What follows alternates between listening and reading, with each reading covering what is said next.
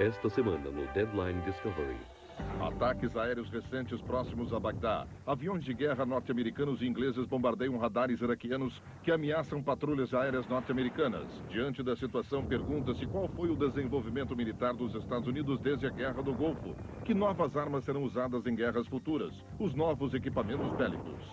No ar, novos caças que superam o desempenho dos antigos. E aeronaves sem pilotos que podem lançar bombas no território inimigo ou espionar os movimentos das tropas. Em terra, novos uniformes à prova de bala. O capacete aguenta bala de 9 milímetros. Para os novos soldados cibernéticos, O modem no quadril direito é um processador Pentium. computadores na mochila dão uma visão completa do campo de batalha de dia ou de noite. Submergir. E no mar, um predador devastador, o submarino de classe Seawolf. Isso parece a espaçonave Enterprise. O bombardeiro invisível do mar. Extremo poder de fogo, a nova geração de máquinas de guerra letais. E agora, Deadline Discovery com Len Cannon. Foi o primeiro ataque militar comandado pelo presidente George Bush, e o Pentágono diz ter sido em autodefesa. Alegam que o radar e o local de lançamento de mísseis iraquianos são uma ameaça aos aviões de guerra americanos, que patrulham a zona neutra. Eles tinham de ser destruídos. Mas agora o arsenal americano está buscando uma nova geração de armas, superarmas para um superpoder, projetadas para aumentar os danos ao inimigo, minimizando a perda de vidas de americanos. Uma estratégia de controle total, e o suporte dessa estratégia é o controle dos céus. A maior prioridade militar, um novo super caça.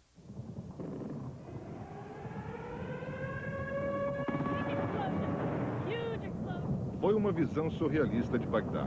Raios de luz neon rasgaram o céu da noite. O rastro de chamas de mísseis e bateria antiaérea tentavam alcançar aviões americanos. É a resposta do Iraque ao ataque aéreo ininterrupto. A primeira missão militar americana era clara: enviar esquadrões de caças para destruir a força aérea iraquiana. Abati um! Abati um! Os pilotos chamam um combate aéreo de caças a jato de dogfight, ou briga de cão. Assim, os militares conseguem a superioridade no ar, porque na arte da guerra moderna, o país que controla os céus controla o campo de batalha.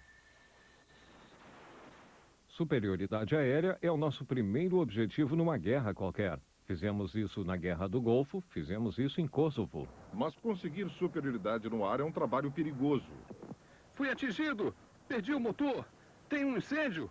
Estou ao sul do ponto 7! O piloto americano de F-16 Major Jeffrey Tice foi atingido durante sua segunda missão de combate na Guerra do Golfo. Ele perdeu o motor e temia ser alvo fácil para mísseis inimigos. Eu perdi tudo, rapazes. A asa esquerda está bem danificada. Ainda tem uns 1.300 quilos.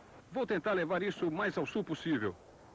Tice conseguiu ejetar e pousar em segurança, mas passou o resto da Guerra do Golfo como prisioneiro. Para tentar prevenir que aviões e pilotos sejam derrubados em guerras futuras e para manter a superioridade aérea, a Força Aérea desenvolveu um supersônico, um caça-jato avançado e invisível ao radar, que dominará os céus em qualquer situação, segundo o brigadeiro Jay Jabber. Não é como um jogo de futebol onde você quer ganhar a partida de 3-1 nos últimos 2 minutos num jogo emocionante. Nossa intenção é ir à luta e derrotá-los de 8-0 para que nunca mais nos ameacem no campo de batalha. O novo avião, o F-22 Raptor, substituirá o caça que é atualmente o mais avançado da Força Aérea, o F-15. Uma esquadrilha que está envelhecendo, muitos dos aviões com mais de 30 anos de serviço. Se você comparar o carro que dirigi há 30 anos com o carro que dirige hoje, há uma diferença enorme. O mesmo acontece com os aviões. O veterano piloto de testes Doc Nelson está testando o F-22 na base aérea Edwards, na Califórnia, no deserto do Mojave. Se formos à luta, não acho que haja aeronave mais resistente e letal do que um F-22 de combate. Nelson diz que o F-22 manobra com agilidade espantosa, uma característica vital para um avião que irá enfrentar no ar o melhor que o inimigo tem a oferecer. É incrível, porque um F-15 ou um F-16 podem persegui-lo, mas nunca o alcançarão. Você pode voar em círculos, em volta deles. Esse avião é, sem dúvida, o avião mais ágil que já vi voar. Ágil e, segundo Nelson, preciso. Algumas das armas que usamos dependem do posicionamento do nariz do avião.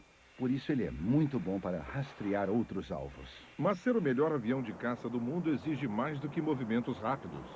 A Força Aérea diz que o F-22 dominará os céus devido à combinação de 3 habilidades principais. Evade o radar, tem excelentes qualidades de voo e aviônicos avançados. Essas 3 coisas nos permitem atirar primeiro no inimigo. Assim, o atingiremos antes mesmo que nos veja. Nós o derrubaremos antes que tenha a chance de atirar em nós. Primeiro, invisibilidade ao radar. A habilidade de passar despercebido é um dos avanços mais importantes na tecnologia militar, e o F-22 tira o máximo proveito disso. O radar funciona emitindo um sinal e gravando o som que retorna. O F-22 é projetado com ângulos especiais que refletem as ondas do radar para longe da fonte. E ao contrário de outros caças, o F-22 leva todo o combustível e armas internamente, mantendo o exterior liso, impedindo a detecção por radares inimigos. A Força Aérea diz que o desenho, combinado com uma pintura especial que absorve ondas de radar, faz o avião parecer numa tela de radar como do tamanho de um pássaro pequeno, virtualmente invisível. O F-22 será o caça menos detectável dos Estados Unidos, diminuindo suas chances de ser atingido pelo inimigo. Por exemplo, se ele tem um radar que detecta uma aeronave normal de longe, ele só poderá nos detectar de bem perto. Mas ao contrário dos primeiros aviões invisíveis, Jabbour diz que o F-22 não sacrifica desempenho pela invisibilidade. É o primeiro avião invisível construído para a qualidade de voo e com isso eu quero dizer que foi construído especificamente para voar bem e ainda assim ser invisível, ao contrário do F-117 e do B-2 construídos especificamente para serem invisíveis. O segundo melhoramento é o que chamam de Super Cruise, o que significa que os motores do F-22 são tão potentes que ele pode voar a uma velocidade supersônica mais rápido que o som, sem usar a pós-combustão. A pós-combustão dá ao avião mais potência ao injetar combustível extra no motor. Aviões caça sempre tiveram de usar a pós-combustão para voos supersônicos, até agora. Isto nos permite voar por mais tempo em velocidades supersônicas, chegar e sair do local de batalha mais rápido, sem queimar muito combustível. O terceiro maior avanço são os aviônicos do F-22. Os computadores que integram informações de sensores múltiplos tanto no avião como no campo de batalha.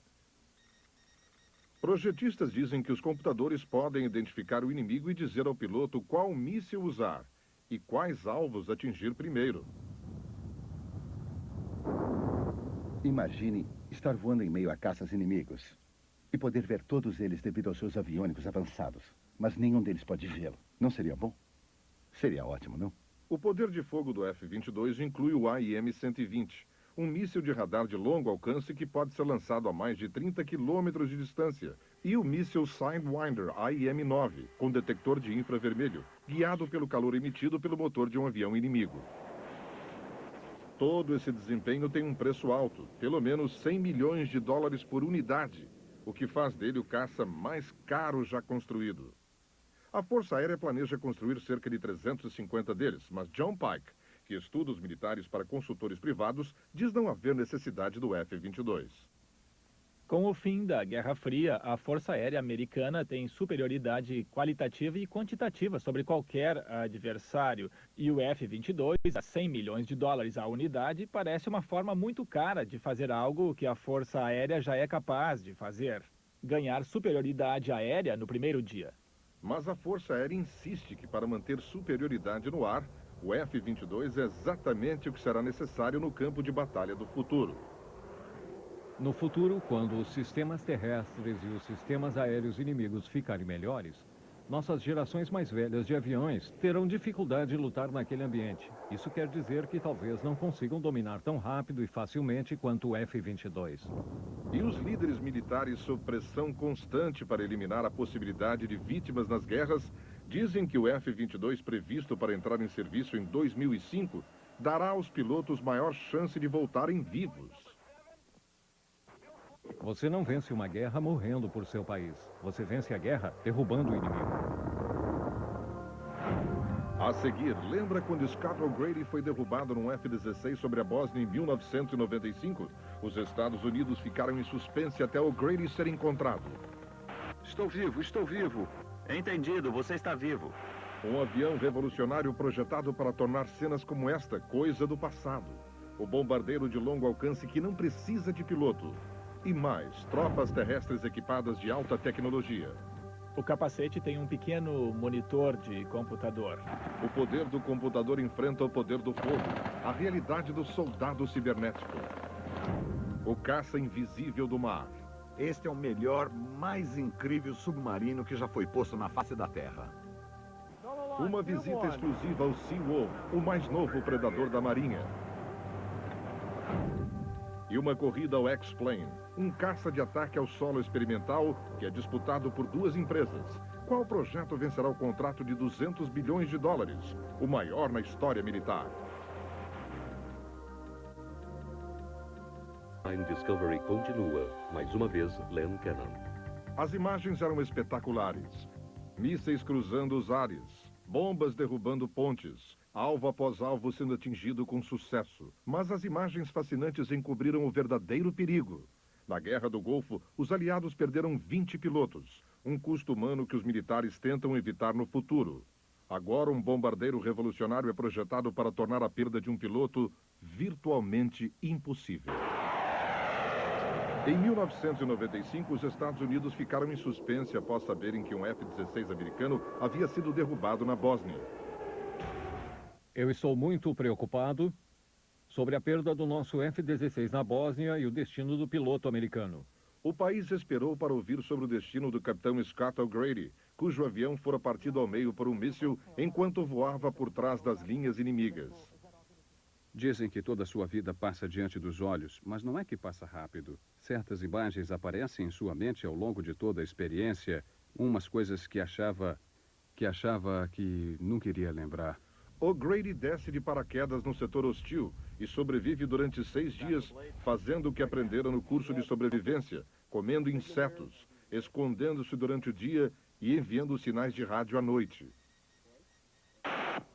Bayshore 52, aqui é Bayshore 11, estou ouvindo. Estou vivo, estou vivo. Entendido, você está vivo. É bom ouvir sua voz. O sinal do rádio de O'Grady é finalmente captado pelo capitão Thomas Hanford, um piloto de F-16 e amigo que procurava por ele. Ele dizia alto e claro, aqui é o Bayshore 52, estou vivo, estou vivo. Sabia que era ele. E foi um momento muito feliz para nós dois. Em poucas horas, 2 helicópteros dos fuzileiros navais foram resgatá-lo. Pousaram numa clareira com um pelotão de fuzileiros armados, pronto para dar cobertura no caso de haver tropas inimigas. O'Grady saiu de trás das árvores e correu para o helicóptero. Para alguém que passara 6 dias ali, ele estava bem, em boas condições físicas. Ele parecia cansado e assustado, mas fisicamente parecia estar bem. Para O'Grady, a visão dos helicópteros ficou gravada em sua memória. A visão mais linda do mundo é um helicóptero dos fuzileiros. Foi incrível. O resgate de Scott O'Grady foi um enorme sucesso e motivo de celebração nacional. Mas para evitar que pilotos sejam abatidos, a Força Aérea desenvolveu um conceito novo e revolucionário.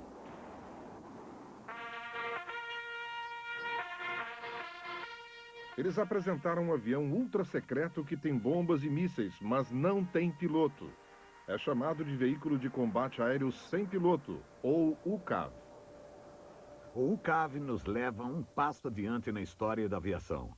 Um salto cultural e tecnológico que diz que podemos e devemos tirar o homem da cabine em algumas missões perigosas. A Força Aérea prevê esquadrilhas desses aviões de combate sem pilotos, assumindo as missões mais perigosas, como localizar e destruir a artilharia antiaérea inimiga e locais de lançamento de mísseis terra-ar. Eu acho que é a onda do futuro.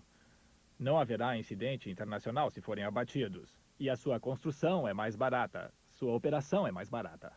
Ao usar comunicação por satélite, o fabricante diz que vários aviões sem piloto podem ser controlados ao mesmo tempo de qualquer lugar do mundo, de um trailer próximo ao campo de batalha ou do Pentágono, a milhares de quilômetros.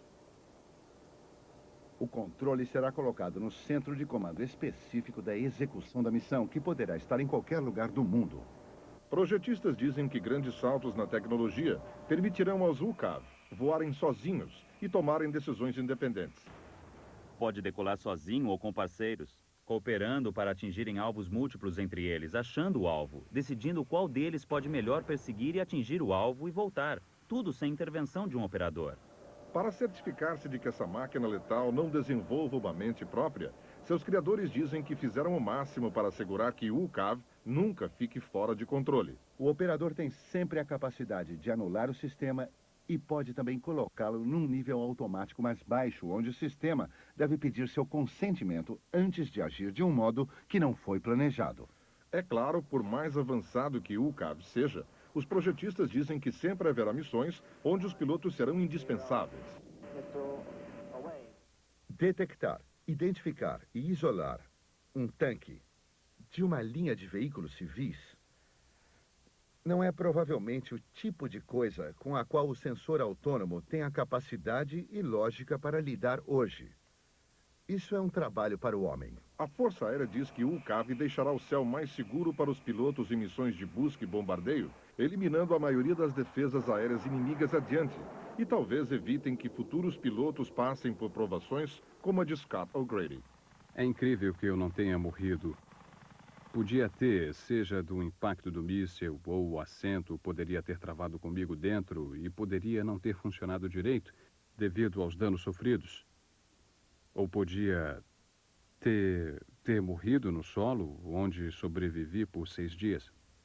Pilotos de combate não são os únicos em risco de serem abatidos. Os que voam em maiores altitudes em aeronaves espiãs também põem suas vidas em risco sempre que entram em território inimigo. Quando são derrubados, pode haver um distúrbio internacional. Exposto em Moscou a fuselagem do avião de reconhecimento U-2 de Gary Powers. Em 1960, o avião de reconhecimento de Gary Francis Powers foi derrubado pelos russos. Isto após os Estados Unidos terem negado o uso de aeronaves espiãs de grande altitude contra os soviéticos. O piloto Gary Powers foi objeto de um julgamento público.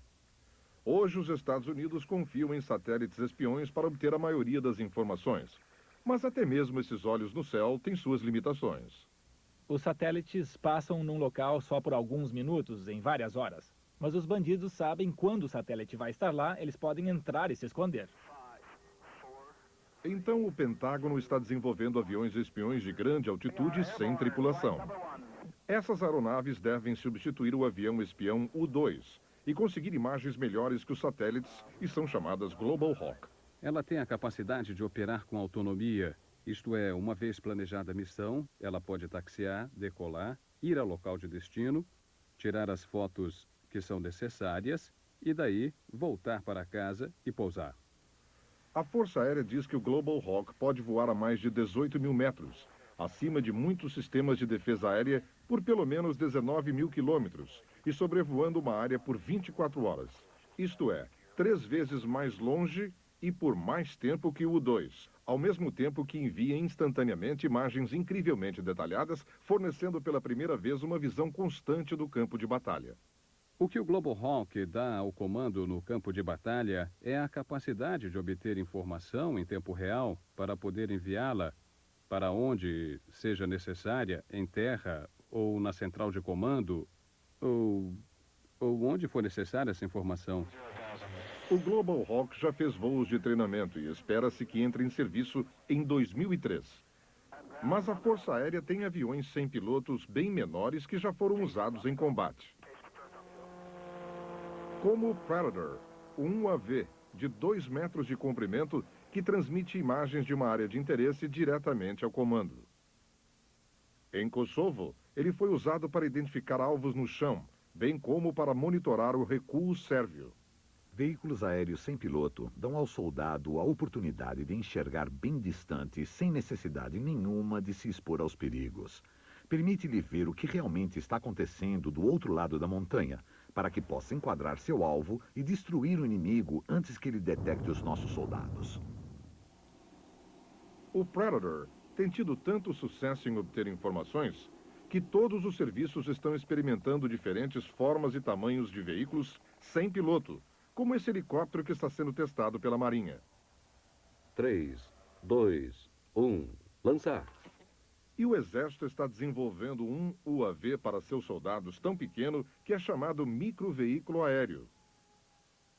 Estamos tentando aproximar as habilidades de veículos aéreos sem piloto ao nível das brigadas ou unidades que estão combatendo para que tenham informações imediatas e para que possam agir rapidamente. O objetivo é que as tropas possam carregar os UAV nas costas e possam usá-lo a qualquer momento. Você pega a sua mochila, tira ele de lá, liga o pequeno dispositivo de vídeo e o lança. Ele voa e você vê a imagem que está enviando. Ele voa sobre o monte e vê o que está por trás e você pode definir se é um trator ou um tanque. Neste momento, há uma variedade de modelos diferentes sendo testados. O de asa fixa, o helicóptero, até mesmo um que bate as asas como um beija-flor. É tudo parte de uma explosão de veículos aéreos sem piloto que cabem na palma da mão ou que entregam bombas no território inimigo, mantendo os pilotos fora das cabines e longe do perigo. A seguir, a alta tecnologia militarizada, uniformes à prova de bala, cérebros computadorizados, a infantaria conectada. E nas profundezas do mar, a máquina de guerra silenciosa e invisível ao radar. Uma visita exclusiva ao mais moderno submarino já construído. E ainda o avião mais versátil já construído. É um caça e um bombardeiro. Ele decola como um jato ou como um helicóptero. E pousa tanto numa pista como num navio. O avião projetado para fazer tudo. Um incrível poder no ar. No final são as tropas, os soldados a pé que lutam batalhas, tomam territórios e vencem as guerras, mas pagam um preço terrível. Historicamente, a infantaria tem sofrido 85% de todas as perdas, mas agora as tropas militares têm uma nova e poderosa aliada, a tecnologia. Estes soldados são parte da famosa 82ª Divisão do Ar do Exército em Fort Benning, Georgia.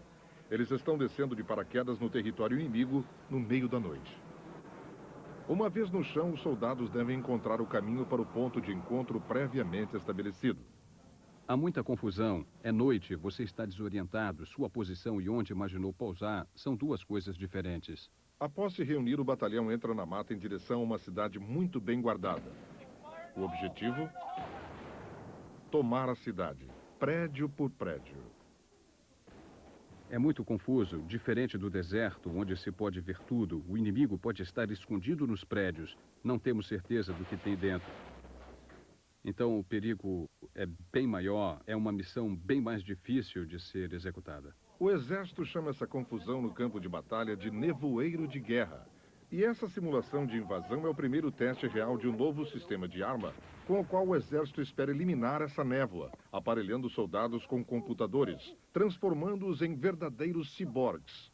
O Exército chama o sistema de Land Warrior, ou Guerreiro da Terra. O propósito do sistema Land Warrior é dar à infantaria mais eficácia e capacidade de sobrevivência no campo de batalha. Pode revolucionar a forma de luta da infantaria de hoje. O Guerreiro da Terra é um uniforme completamente à prova de balas e de insetos, que da cabeça aos pés tem tudo que um soldado precisa no campo de batalha. Primeiro vou mostrar o capacete do Land Warrior. Sem proteção balística, esse capacete para uma bala de 9 mm. Ligado ao capacete, tem um pequeno visor que é basicamente um pequeno monitor de computador, que usa o sistema do Land Warrior.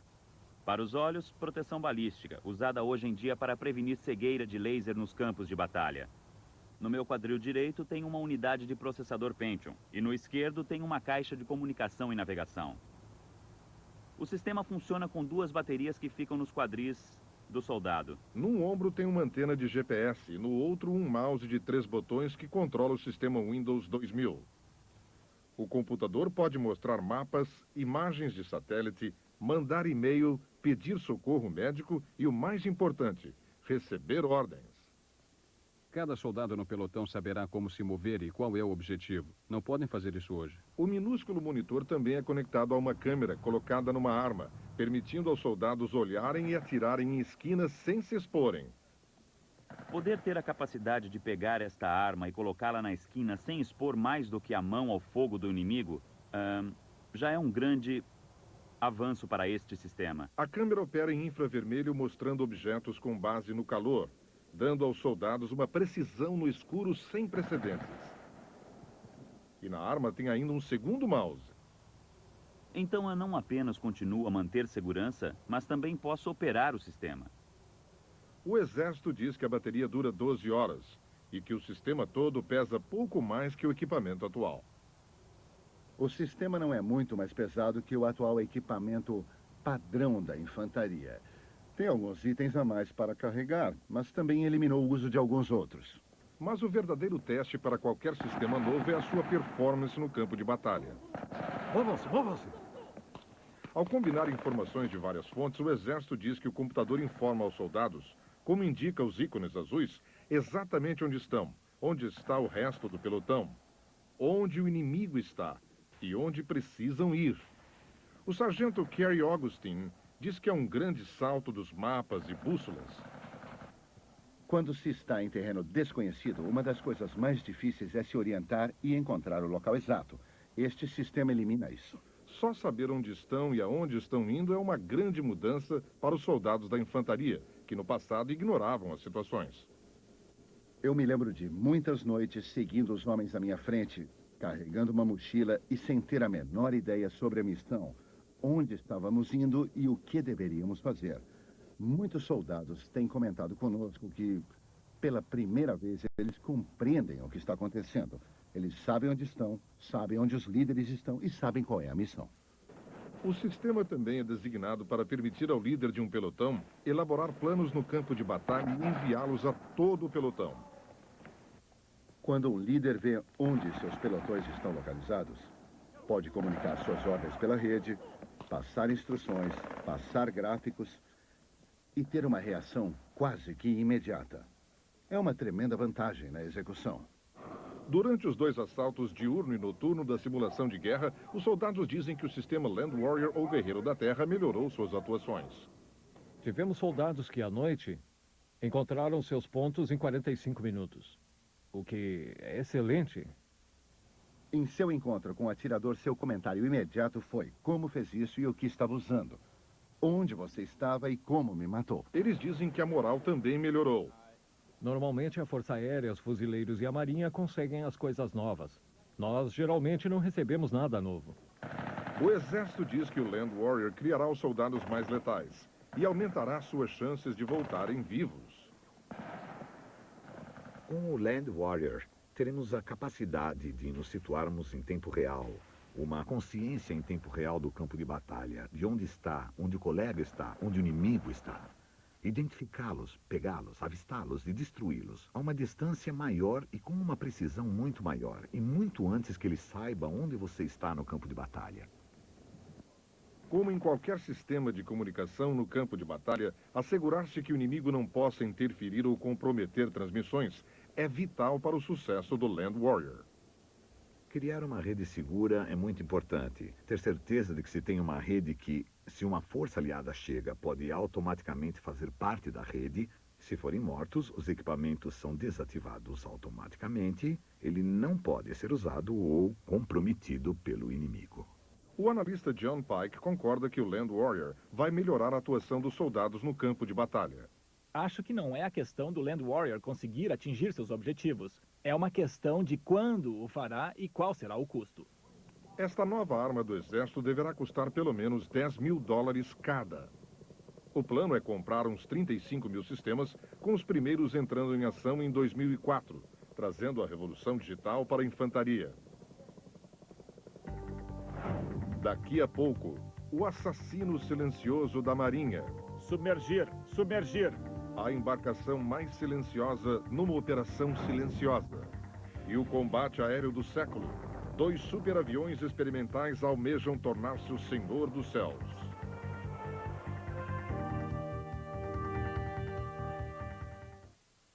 Continua, mais uma vez, Len Cannon. Eles são chamados de caçadores assassinos. Submarinos que operam em segredo quase total, espionando inimigos silenciosos e quase que invisivelmente. O Pentágono nunca revela onde estão nossos submarinos ou o que estão fazendo. Mas fomos autorizados a embarcar no mais novo e mais avançado submarino, o Seawolf. Não numa manobra do mar, mas quando aportaram em New London, Connecticut. É a mais nova superarma da Marinha, o submarino classe Seawolf. Concebido durante a Guerra Fria para combater o poderio da Marinha Soviética, até agora apenas 2 submarinos Seawolf foram construídos. A Marinha diz que são as mais avançadas e letais armas do mundo, o orgulho da esquadra norte-americana. Este é o USS Connecticut, o segundo submarino classe Seawolf construído. Mesmo flutuando na superfície, ele nos assombra. É maior que um campo de futebol e mais pesado que 90 747.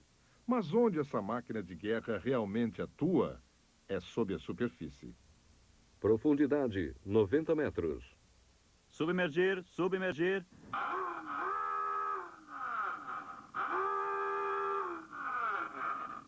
Num passeio exclusivo pelo USS Connecticut, o capitão Fritz Rogue mostrou as incríveis habilidades do novo submarino. Você viu vários submarinos em sua carreira. O que faz do submarino classe Seawolf tão especial? Podemos ir mais rápido, mais fundo, ter mais invisibilidade, operar silenciosamente e carregar mais armas, recarregar e atirar mais rápido que qualquer submarino na história do mundo.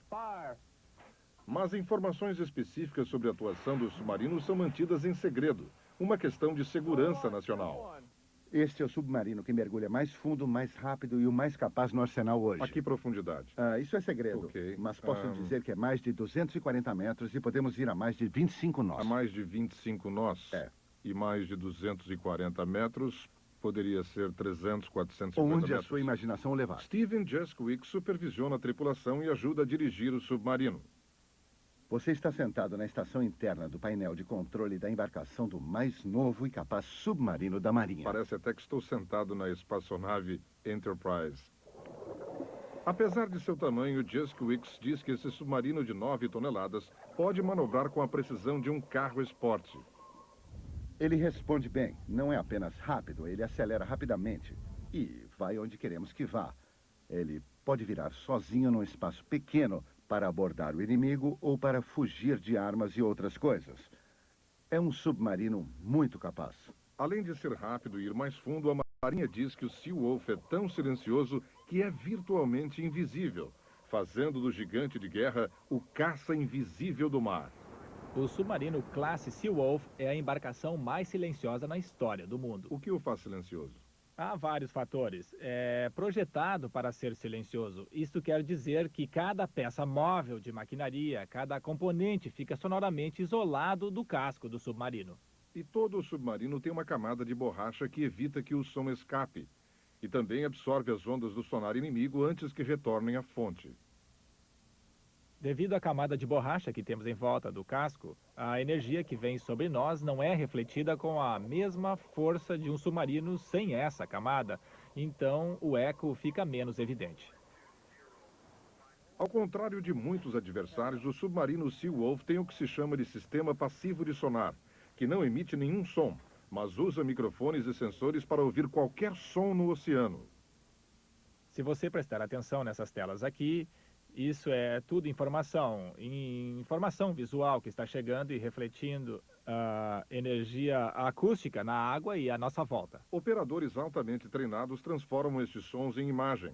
Eles são os olhos e os ouvidos do submarino. O desafio desses operadores de sonar é ouvir aquele som e, com seus ouvidos treinados, poderem dizer se o que estou ouvindo ou o que estou vendo na tela é um contato, um navio de guerra, um submarino, uma baleia ou um cardume de peixes. Uma vez identificado o alvo, o Seawolf pode lançar um total de 50 mísseis Tomahawk e torpedos. Um poder de fogo suficiente para uma pequena guerra. Se nos mandarem atacar e lançar, podemos lançar 8, recarregar, lançar mais 8 até terminar. Até terminar. E consegue lançar aqueles 8 em 1 minuto, todos eles? Podemos lançar os 8 em 1 minuto. Enquanto a Marinha afirma que os Seawolves são os submarinos mais letais já construídos, a existência deles é motivo de controvérsia. Quando a Guerra Fria acabou, acabou também a ameaça dos submarinos da ex-União Soviética. Sem um inimigo à altura, o Seawolf foi um dos primeiros cortes no orçamento militar nos anos 90. De um total de 30 submarinos Seawolf que eram esperados, apenas 3 sobreviveram. Na época, o Seawolf parecia ser uma boa ideia. Ele tinha uma missão bem específica, sair para afundar submarinos soviéticos balísticos antes que pudessem lançar mísseis nucleares contra os Estados Unidos. Com o final da Guerra Fria, essa missão terminou e acabamos construindo somente 3 do Seawolf. Mas o Seawolf é mais do que um lança-mísseis submarino. A Marinha diz que é também uma das armas de espionagem mais eficientes já desenvolvidas. Qual a capacidade de colher informações secretas? Excepcionalmente boa. Esta é a embarcação mais silenciosa na história do mundo. A invisibilidade me permite ir até áreas inacessíveis a outros tipos de plataformas. Além disso, devido à resistência provida por energia nuclear, eu tenho uma capacidade de mergulho muito longo. Uma embarcação assim, indetectável e tão resistente, frustra os esforços de um adversário potencial de nos enganar ou de cronometrar nossos movimentos quando um satélite estiver talvez passando por cima de nós. Se estiver na costa e estiver tentando conseguir informação, você grampeia linhas de telefone, linhas secretas de comunicação de outros países? Como faz isso? Não posso dizer. Isso é algo que não pode me dizer. É segredo. Nós utilizamos todos os nossos sensores para coletar informação.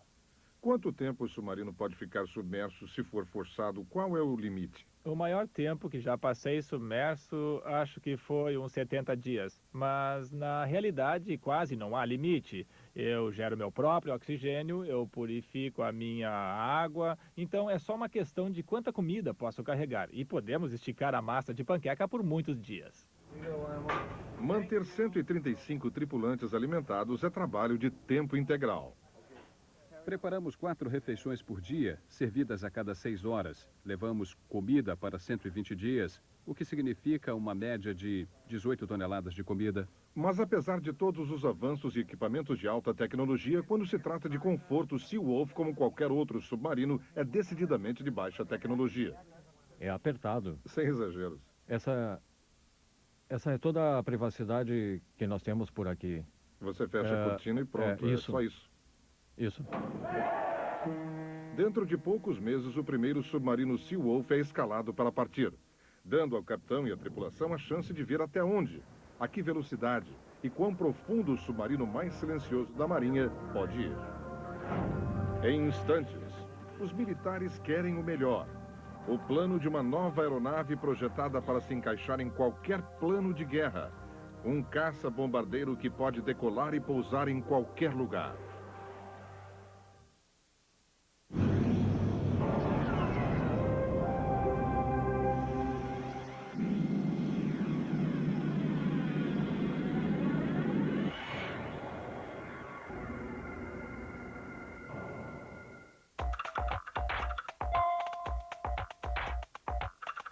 A lei.